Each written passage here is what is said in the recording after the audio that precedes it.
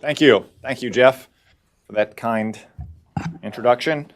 It's good to be back at the Heritage Foundation to speak today about the Intermediate Range Nuclear Forces Treaty, or I should say, the former INF Treaty. I had to grin last week when Vladimir Putin officially suspended Russia's obligations under the INF Treaty, since Russia hasn't complied with the treaty for more than a decade. Say what you will about Vladimir Putin, he has perfected the art of gaslighting the West. Moscow long ago developed land-based intermediate-range missiles that can strike all of Europe. And the title of this forum, the Indo-Pacific, after the INF, rightly suggests that China is of equal concern. Beijing has stockpiled thousands of missiles that can target our allies, our bases, our ships, and our citizens throughout the Pacific. Yet we don't have the weapons to match either threat, because for 10 years, we've been the only nation on Earth that has constrained itself from producing medium-range land-based missiles. But not anymore. The United States has suspended our compliance with the INF Treaty and will withdraw from it later this summer. We announced this policy with the full support of our NATO allies, due in no small part to Russia's repeated and flagrant violations. But withdrawing from this outdated treaty is only a first step. Now, we must rapidly develop the weapons necessary to overcome the strategic imbalance that's emerged between us and our rivals, China and Russia. Let's remember how we got to this alarming moment and see what we can learn from it. In the mid-1970s, Russia threatened Europe by deploying medium-range missiles that could reach London, Berlin, and Paris, but not the United States. The old communists thought they could bolster their position in Europe and divide NATO. And they did for a while, ignoring high-minded petitions for peace. Soon enough, though, Western actions spoke clearly. NATO made the dual-track decision in 1979, calling for arms control negotiations, but simultaneously deploying our own medium-range missiles to change the strategic balance of power in Europe. No amount of KGB disinformation or covert funding for anti-war protesters in the West could change the new hard facts for the Kremlin. NATO had called its bluff, and hundreds of missiles were now minutes away from Moscow, all while the United States was held harmless. So the Russians sued for peace, and the result was the INF Treaty, which committed both nations to eliminate land-based missiles with ranges between 500 and 5,500 kilometers. This happened not because of the hosannas from the High Church of Arms Control, but rather because we outgunned our enemy, Russia. But today, it's the United States that is outranged and outgunned in Europe, as the Army Chief of Staff, General Mark Milley, puts it. While Putin's Russia spends a fraction of what the Soviet Union once did on its military, it compensates with a heavier reliance on missiles.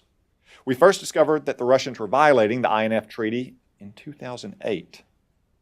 Yet, we sat on our hands until 2014, when the State Department finally declared that Russia was in fact violating the treaty. Unsurprisingly, given this history, high-minded appeals to Russia went nowhere. Now, according to media reports, Russia has developed 4 battalions of road-mobile intermediate-range missiles, with more surely to come. China has also benefited from a quasi-theological devotion to the INF Treaty because China was never bound by it in the first place. When the treaty was signed, China's military in general, and its rocket force in particular, were not significant threats to the United States. But today, China has the arsenal to match its hegemonic ambitions. China's defense budget grew by an average of 10% a year from 2000 to 2016. And a crown jewel of the People's Liberation Army is its arsenal of ballistic and cruise missiles. China aims to dominate the region and prevent our military from operating in the Western Pacific, the Indian Ocean, and the South China Sea. To achieve these aims, the PLA has deployed thousands of ground-based missiles capable of ranging U.S. bases and forces throughout the region, many in a matter of minutes. Most of these missiles are deployed on the Chinese mainland, within striking distance of our allies, particularly Taiwan, Japan, and South Korea. Other missiles are deployed on China's artificial island military bases in the South China Sea. And just as in Europe today, we have no comparable ground-launched missiles. We are, to again quote General Milley, outranged and outgunned. While some argue that we can counter Chinese power with missiles launched from ships, submarines, and bombers, those air and sea-based platforms are more expensive to operate than ground-based missiles, can't carry as many missiles, and they put more Americans in harm's way. This imbalance of military power poses grave strategic challenges for the United States. Admiral Harry Harris, the former combatant commander of the Pacific Command and now our ambassador to South Korea, testified last year that the INF Treaty has put our Navy at a disadvantage in the Western Pacific. He added the plain truth: we have no ground-based capability that can threaten China. If the conventional military balance continues to shift against us in the Indo-Pacific, the United States may find itself unable to credibly uphold its military commitments in the region. That's why it's imperative that we seize the opportunity provided by our imminent withdrawal from the INF and regain the upper hand over our rivals. Yet despite these grave strategic considerations and the support of our NATO allies, critics of the decision to withdraw from the INF remain.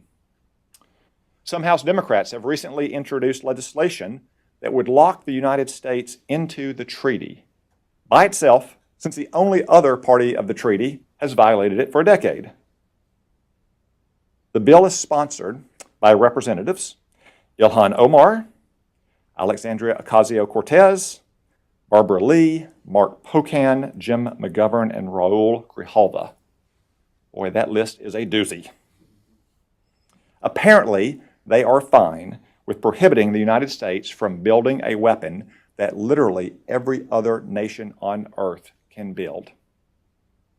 Others would argue that we should at least recommit to the INF Treaty and give diplomacy a chance, as they put it, as though Russia will undergo a dramatic change of heart if we just say pretty please this time around. That was certainly the last administration's strategy. Yet all their imploring and communiques and démarches led to the predicament we face now. Just the same hot air got the West nowhere in the 1970s. Russia understands one thing: iron will and brute force. Only when the costs we impose on their missile deployments exceed the benefits they perceive will Russia stand down. The same goes for China, and for all those who claim that instead of exiting the treaty, the United States should try to bring China into the treaty. This is an even more fantastic idea than the first. As I mentioned, a full 95% of China's ground-based missiles would be banned by the INF Treaty. The PLA has devoted 30 years to building this vast arsenal. They're not going to dismantle a centerpiece of their strategic doctrine just because we ask nicely. As with Russia, China will only change its ways when we impose sufficiently high costs, which we can do easily enough. Remember, China, like Russia, is vulnerable to our deployed medium-range missiles, but we are not vulnerable to theirs. So now's the time to reclaim the strategic advantage in the Indo-Pacific. Our first step is pretty simple. Quickly close the technology gap between us and the Chinese. In the short term, we ought to study how to match our existing missiles with mobile ground launchers. For instance, we could develop in fairly short order a land-based cruise missile, probably modeled on our current sea-based missiles. In the medium term, we ought to produce new mobile ground-launched cruise missiles. Our forces don't have to mirror Chinese capabilities, but we ought to give our defense planners more tools, and our rivals' defense planners more things to worry about. And they'll worry a lot more about mobile missiles than fixed launchers, which are easier to target and to take out. We also must determine where in the Indo-Pacific region to base conventional INF range missiles. Guam is probably the immediate answer for an initial basing site, but it won't be enough for a long-term strategy. So we will also need to consult our allies about deploying medium-range missiles onto their territory as part of a serious plan to counter China. Such deployments, though controversial to some, have great potential to enhance our network of allies and partners in the region. None of China's allies are blind to its ambitions, and no country of any consequence in the region prefers to be a vassal state to Beijing as opposed to an American military partner. Our withdrawal from the INF Treaty and development of a new medium-range missile will present us with new opportunities to engage those neighbors with arms sales, training exercises, and weapons co-development programs. The INF Treaty was a creature of its time when the world had split between superpowers. Russia was the only real threat we faced back then. Today, much as we might still focus on Europe, there's a gathering threat in the Far East, and the conventional balance of power is tilting slowly away from the United States. For too long, our government stood paralyzed while American power eroded. But in just a few months, that all stops. We'll have an opportunity to seize the strategic initiative once again. If we do, we can remind a revanchist Russia why it signed the INF Treaty in the first place. Likewise, we can show Beijing that its bid for dominance in the Western Pacific won't go unchallenged. The task before us may be daunting, but events seem no less daunting in the late 70s and early 80s. Back then, Cold War tensions seemed only to ratchet upward, and the demise of the evil empire seemed like an impossible or at least a far-off prospect. Ronald Reagan's bold action to build America's military strength preserved the peace back then. We must be prepared to take such bold action today. Thank you.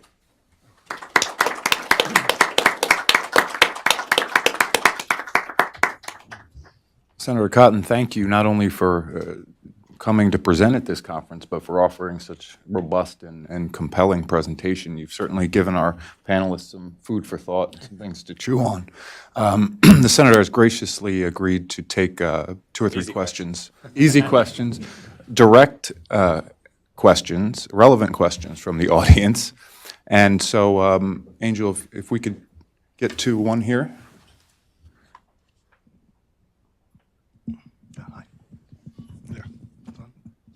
Okay. Hi, Miles Pomper from the Center for Nonproliferation Studies. Thank you, Senator. You mentioned the need to find places to base weapons in the Indo-Pacific. What about in Europe? I mean, it seems to be more of a challenge to find a place to base the weapons there. Well, we do need to find places to base them that can range Russia, especially its western military district. I deferred on that in part because this is a forum about the Indo-Pacific. I suspect with some good diplomacy, often conducted behind the scenes, that we will find European nations once again that are willing to host our missile forces, in part because they know that it will bolster their own deterrent and also make Russia less likely to attack their own soil. This will be a replay of the debate that we saw in the 1980s that led to millions of people protesting in New York and European capitals, in many cases funded by the KGB and infiltrated by Russian spies. But in the end, I'm confident that we will find reliable NATO allies who are eager to host new American missile forces.